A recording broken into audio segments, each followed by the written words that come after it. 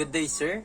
I am Midshipman Ian J. Caballero from Polaris 3A, and today I will going to present to you my assessment in Shop 3 for the AAO. So for the first task, I will going to enumerate the proper PPE needed and how to wear them correctly. So to ensure our safety while working with electric and gas welding, we should always observe complete and correct wearing of personal protective equipment. These are the PPE that we need to secure before performing.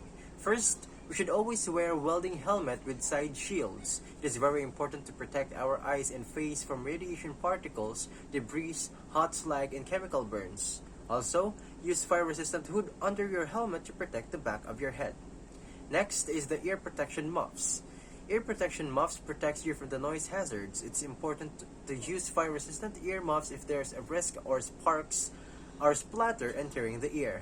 Next are the respirators. Respirators protect you from fumes and oxides that the welding process creates. Your respirator must be suitable for the work you are carrying out. Next is the fire-resistant clothing. It is also important to avoid burns. Always avoid clothing with tears, snags, strips, or worn spots, as these are easily ignited by sparks. The sleeves and collars should be kept buttoned. It should have no cuffs, and pockets must be covered by flaps or taped close. You should not use synthetic clothing. Instead, opt for leather and flame-resistant treated cotton. Next is the safety shoes. Rubber-soled leather steel-toe capped safety shoes shield you from electric shocks, heat, fire burns, and falling objects. If low shoes are worn, the ankles should be protected by fire-resistant leggings. Next, or sixth, is the safety gloves. Insulated, flame-resistant gloves such as leather gauntlet gloves. If your hand is wet or sweating, wear rubber gloves instead or inside of your welding gloves. Second task is to enumerate and explain proper procedures on how to prepare the workplace prior to starting electric arc welding. So before performing, we are having things to do. First is to secure that our working area is well ventilated. When cutting or welding hazardous materials, workplace must be equipped with exhaust system. The fumes from your materials are sometimes hazardous, so you should appropriately wear breathing equipment that is designed to filter specific fumes. Second, also make sure that your workplace is fire safe. You can accomplish it by using metal sheets or fire-resistant curtains as fire barriers. The floor must be concrete or made with other fire-resistant material. When the work can't be done in a fire-safe area, remove or protect combustible material from ignition sources. Suitable fire extinguishing equipment such as bucket of sand or dry chemical extinguisher, and it should be large enough to cover your work area. Next, the operator or the person should be properly dressed and protected from ultraviolet rays, heat, and sparks and other sparkling materials. When working on steel or other conductive material, an insulating mat must be used under the operator. If the welding area is wet or damp or the operator is actively perspiring, then he or she should wear rubber gloves inside the welding gloves. Fourth is to keep a well-stocked first aid kit. Fifth is to always follow the operating or manufacturer's manual.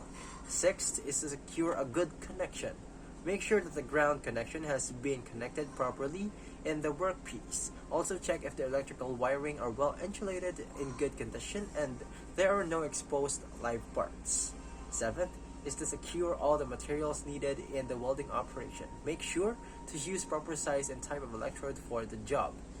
Next is to check whether the electrode or holder can clamp the electrode properly or not. Ninth, set the polarity of the machine that coincides with the polarity of your electrode. 10th is to thoroughly clean the metal piece that you will weld using a wire brush so that you can efficiently establish an arc. Third task is to explain how to secure the workplace after completion of electric arc welding. So our job isn't finished after we do the electric arc welding. We need to keep in mind the cleanliness and safety of the workplace after we are done with our work. First, we should make sure after working our equipment is fully turned off and properly stored. You should also double check that the gas cylinder valves are fully closed and safely put away. Detach the remaining electrode in the holder and dispose your waste products properly. Throw your electrode butts, metal scraps, and other leftovers of your welding project of appropriate and designed waste containers so that we can avoid unwanted accidents. Third, is to always clean your workplace before leaving and be vigilant for all the things that you do.